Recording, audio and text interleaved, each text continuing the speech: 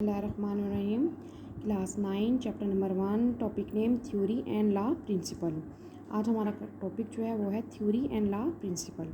चलिए हम इसको स्टार्ट करते हैं। When the experiment prove a hypothesis correct, यानी कि जब हमारे पास हाइपोथेसिस एक्सपेरिमेंट के ज़रिए से बिल्कुल करेक्ट साबित होती है, the scientist use such hypothesis for making the further hypothesis. अब यहाँ से हमारे पास प्रॉपर डेफिनेशन स्टार्ट हो रही है, ठीक है। When the new hypothesis are again proved by experiment, the original hypothesis become the theory. ठीक है, ये हमारे पास किस चीज़ की डेफिनेशन है? थ्योरी की। ठीक है, अगेन पढ़ते हैं। When new hypothesis are again proved by experiment, the original hypothesis become the theory. A theory is supported by the extensive evidence and is repeatedly validated by multiple researches. For example, इसमें हमारे पास example कौन सी आ सकती हैं? इसमें example हमारे पास है theory of the evolution, ठीक है, जर्म्स थ्योरी और सेल थ्योरी। ये हमारे पास बेस्ट एग्जाम्पल है इसकी। ठीक है, नेक्स्ट वन हमारे पास आ जाता है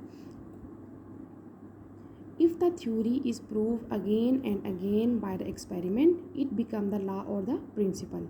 यानी कि लॉ और जो प्रिंसिपल है उसकी डेफिनेशन हमारे पास प्रॉपरली क्या आएगी कि if a theory is proved again, if the theory is proved again and again, ठीक है, by experiment it become a law or the principle। अब इसमें हमारे पास एग्जांपल कौन सी आएंगी? The biological law are the Harvey law and the Mendel's law। Mendel's law कौन से? जो दो हैं, इंडिपेंडेंट और लॉ ऑफ सेग्रीगेशन। ठीक है, ये हमारे पास एग्जांपल आ जाएगी किसकी? लॉ और प्रिंसिपल की। और जो थ्योरी की एग्जांपल थी वो हमारे पास आ जाएगी theory of the evolution, theory of the germ cells और theory of the cell theory. ठीक है, ये हमारे पास इसकी एग्जांपल आ जाएंगी।